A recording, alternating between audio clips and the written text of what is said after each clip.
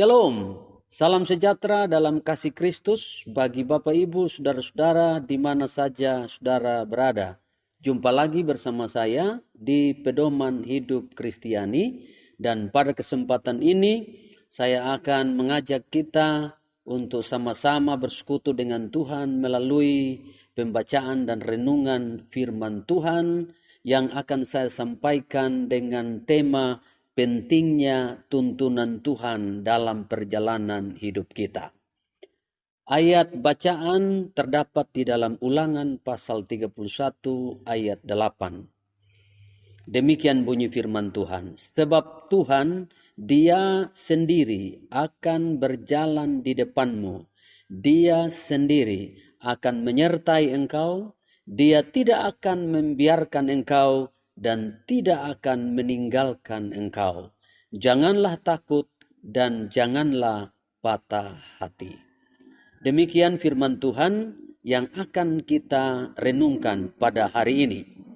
Bapak Ibu Saudara yang diberkati Tuhan, konteks dari ayat yang baru saja kita baca tadi adalah tentang janji penyertaan Tuhan bagi Yosua dan bangsa Israel dalam perjalanan mereka untuk menduduki tanah perjanjian. Janji Tuhan ini disampaikan oleh Musa kepada Yosua dan diulangi lagi di dalam Yosua pasal 1. Nah, Bapak Ibu sekalian, ada beberapa hal penting di dalam nats bacaan ini yang akan kita renungkan. Yang pertama, hidup ini adalah sebuah perjalanan. Sekali lagi, hidup ini adalah sebuah perjalanan. Bapak Ibu sekalian, perjalanan umat Allah, dalam hal ini umat Israel, sebagaimana yang dicatat di dalam Alkitab, selain merupakan bukti sejarah, kisah ini sekaligus mengingatkan kita bahwasanya hidup ini adalah sebuah perjalanan. Perjalanan dari perbudakan dosa menuju hidup yang diberkati dan diselamatkan oleh Tuhan. Perjalanan dari dunia ini menuju kepada keabadian. Dan jangan lupa Bapak Ibu Saudara sekalian, bahwa tahun 2024 ini pun merupakan sebuah perjalanan. Perjalanan ini adalah perjalanan selama 12 bulan. Perjalanan ini adalah perjalanan sejauh 365 hari dan ribuan jam lamanya. Karena itu, kita perlu tuntunan Tuhan. Sebab kita tidak pernah tahu apa yang akan terjadi di sepanjang tahun ini. Bahkan 1 menit ke depan saja kita tidak pernah tahu. Karena itu saya ulangi, kita perlu tuntunan Tuhan. Terutama melalui firman Tuhan. Agar supaya kita tidak salah jalan dan akhirnya bukan tanah perjanjian yang kita capai, melainkan lembah kekelaman. Yang kedua yang menjadi renungan kita adalah tentang makna dan dampak yang terjadi dalam hidup kita bila Tuhan berjalan di depan kita. Bapak Ibu Saudara sekalian, minimal ada 4 pesan yang tersirat di dalam kalimat Tuhan berjalan di depanmu atau aku berjalan di depanmu. Antara lain yang pertama, Tuhan berjalan di depan kita, itu artinya Tuhan bersama kita dan Tuhan menyertai kita. Artinya Tuhan tidak pernah meninggalkan kita berjalan sendirian. Yang kedua, Tuhan berjalan di depan kita, itu artinya Tuhan bertindak sebagai pemimpin dan penunjuk jalan bagi kita. Itu artinya Tuhan bertanggung jawab penuh atas kita dan memastikan bagi kita bahwa kita tidak pernah tersesat atau salah jalan. Kemudian yang ketiga, Tuhan berjalan di depan kita. Itu artinya Tuhan mengambil alih seluruh persoalan kita dalam mengatasi setiap rintangan maupun dalam menghadapi setiap musuh-musuh yang ada di depan kita. Dan yang keempat, Tuhan berjalan di depan kita. Itu artinya Tuhan memberi contoh dan teladan bagi kita supaya kita mengikuti jejak-jejaknya. Nah, sekarang apa dampaknya bila Tuhan berjalan di depan kita?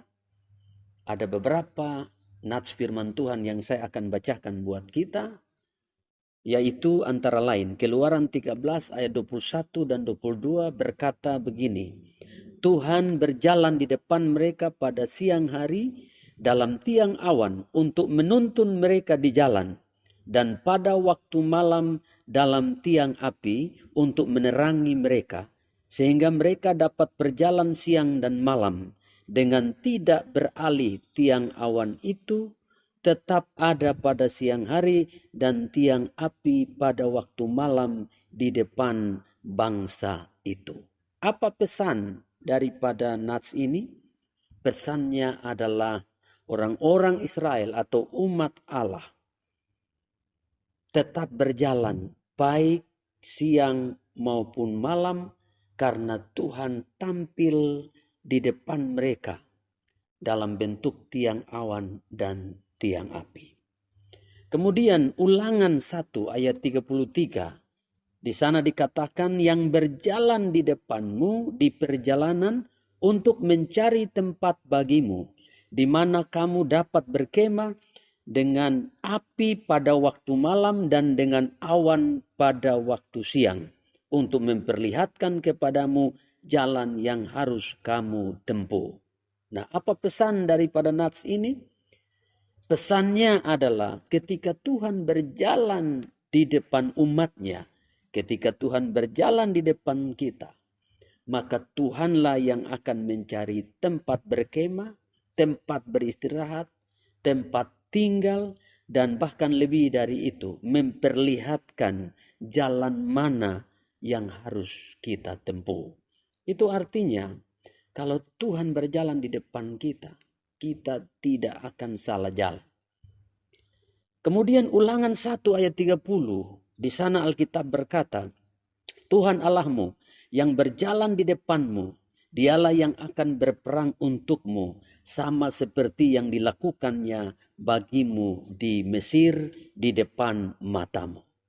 Saudara sekalian, pesan daripada Ulangan 1 ayat 30 adalah bahwa kalau Tuhan berjalan di depan kita, maka Tuhan yang akan berperang untuk kita.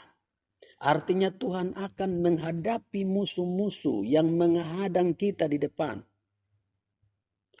Kemudian Yesaya 45 ayat 2 dan ayat 3. Di sana Alkitab berkata, Aku sendiri hendak berjalan di depanmu dan hendak meratakan gunung-gunung, hendak memecahkan pintu-pintu tembaga dan hendak mematahkan palang-palang besi. Aku akan memberikan kepadamu harta benda yang terpendam dan harta kekayaan yang tersembunyi, supaya engkau tahu bahwa akulah Tuhan Allah Israel yang memanggil engkau dengan nama.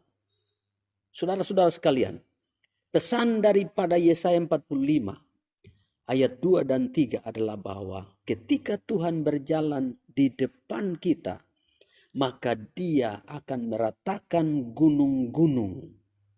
Yang berikut, Dia akan memecahkan pintu-pintu tembaga dan akan mematahkan palang-palang besi. Lebih dari itu, Tuhan akan memberikan bagi umatnya harta benda yang terpendam dan harta kekayaan yang tersembunyi. Inilah dampak yang luar biasa yang akan terjadi dalam kehidupan umat Tuhan kalau Tuhan berjalan di depan kita.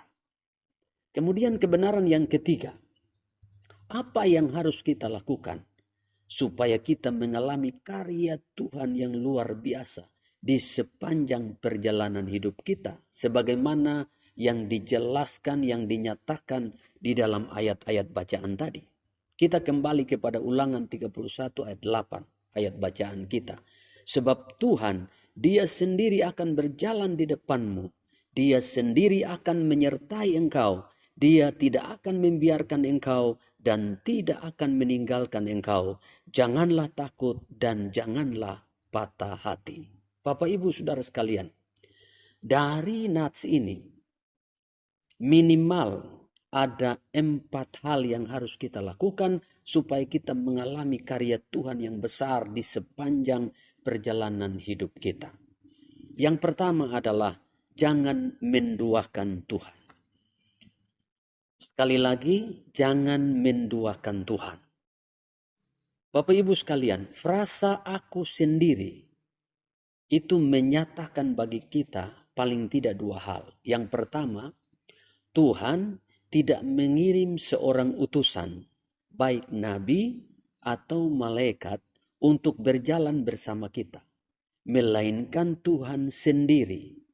Tuhan yang turun tangan langsung untuk memimpin kita dalam perjalanan kita. Tetapi yang kedua, frasa aku sendiri itu mengirim pesan kepada kita bahwa kita tidak boleh menduakan Tuhan. Saudara, Keluaran 20 di sana firman Tuhan berkata, jangan ada Allah lain di hadapanku. Nah, termasuk diantaranya jangan mengandalkan manusia. Jangan mengandalkan kekuatan lain. Jangan mengandalkan kemampuan sendiri. Jangan mengandalkan hikmat sendiri, pengertian sendiri. Itu kata Amsal pasal 3 ayat 5 sampai dengan ayat 7. Dan Yeremia 17 ayat 5 sampai dengan ayat yang ke-6. Kemudian yang kedua, tempatkan Tuhan di depan kita. Perhatikan frasa berjalan di depanmu. Memberi pesan kepada kita bahwa Tuhan harus kita posisikan di depan. Bukan kita yang di depan. Saudara, kalimat itu juga mau menyatakan kepada kita bahwa kita harus selalu mengutamakan Tuhan. Kita harus selalu mendahulukan Tuhan. Jangan kita mendahului Tuhan, tetapi Tuhan yang harus kita dahulukan. Nasihat di dalam Yakobus pasal yang keempat ayat 13 sampai ayat 17 sungguh luar biasa. Di sana Alkitab berkata, jangan kita berkata bahwa hari ini atau besok aku akan berangkat ke kota anu, aku akan bekerja mendapat untung dan seterusnya. Tetapi kita harus berkata jika Tuhan menghendaki, maka kita akan hidup dan berbuat ini, berbuat itu. Itu salah satu contoh bagaimana kita menempatkan Tuhan di depan kita. Nah, saudara-saudara sekalian, Yosua menerima pesan itu lebih dari 1 kali. Itu sebabnya dia memperhatikannya dengan sungguh-sungguh. Maka di dalam prakteknya dia juga memberi contoh yang luar biasa buat kita. Bagaimana dia menempatkan Tuhan di depan. Salah satu contoh adalah dalam perjalanan mereka menuju tanah perjanjian. Kebijakan Musa, maksud saya kebijakan Yosua adalah menempatkan tabut perjanjian berjalan di depan mereka. Lalu contoh lain yang kita lihat di dalam Alkitab adalah misalnya Yosafat. Yosafat selalu bertanya kepada Tuhan sebelum ia membuat keputusan. Bahkan ia mencari Tuhan lewat doa dan puasa sebelum pergi berperang. Lalu Daniel juga memberi contoh yang luar biasa buat kita. Bagaimana dia mengutamakan Tuhan dalam hidupnya. Sekalipun di bawah ancaman hukuman mati. Kemudian hal yang ketiga yang harus kita lakukan adalah setia mengikuti Tuhan. Bapak Ibu Saudara sekalian, Tuhan berjalan di depan kita. Itu artinya kita dituntut untuk terus memandang Tuhan dan mengikuti Dia, mengikuti petunjuknya dan mengikuti arahannya. Jangan sampai kita berhenti mengikuti Dia atau diam-diam mengambil jalan lain. Mari setia mengikuti Tuhan. Yang keempat adalah jangan takut dan jangan patah hati. Atau di dalam Yosua pasal 1 dikatakan jangan tawar hati. Mengapa? Karena orang yang takut dan orang yang tawar hati adalah orang yang kehilangan kepercayaannya kepada Tuhan. Orang yang takut, orang yang tawar hati akan kehilangan semangatnya untuk melangkah maju. Orang yang takut, orang yang tawar hati akan kehilangan optimismenya untuk meraih masa depannya. Bapak, Ibu, Saudara-saudara yang diberkati Tuhan, mungkin saat ini ada di antara kita yang sedang mengalami rintangan di dalam perjalanan hidupnya. Melalui tuntunan firman Tuhan hari ini, kita diingatkan supaya selalu memposisikan Tuhan di depan kita. Selalu mendahulukan Tuhan, selalu mengutamakan Tuhan di atas segala hal. Bukankah Yesus berkata, carilah dahulu kerajaan Allah dan kebenarannya, maka semua akan ditambahkan kepadamu. Melalui kebenaran firman Tuhan hari ini juga, kita diingatkan untuk tidak boleh menduakan Tuhan. Tidak boleh ada Allah lain di hadapan Tuhan. Kita tidak boleh bersandar pada kekuatan lain, kekuatan manusia atau kekuatan diri kita sendiri. Sebab itu adalah berhala yang dibenci oleh Tuhan. Dan kita harus belajar untuk setia mengikuti Tuhan. Mengikuti arahannya. Kemana saja Tuhan membawa kita. Dan jangan lupa, tidak boleh takut, tidak boleh tawar hati di dalam menghadapi hidup ini. Walaupun banyak tantangan, banyak rintangan di sepanjang perjalanan hidup kita, tapi percayalah bahwa Tuhan berjalan di depan kita. Dia tidak pernah salah menuntun kita. Dia sendiri yang akan mengatasi setiap rintangan-rintangan yang ada di depan kita. Membuka setiap pintu-pintu yang tertutup. Bahkan Tuhanlah yang akan menghadapi dan mengalahkan setiap musuh-musuh yang menghadang di setiap perjalanan kita. Sehingga tahun ini akan menjadi tahun yang penuh kemenangan bagi kita. Kiranya firman Tuhan yang saya bagikan untuk kita hari ini benar-benar menyemangati kita dan membawa kita untuk selalu memprioritaskan Tuhan dalam hidup kita. Tuhan Yesus memberkati kita semua. Amin.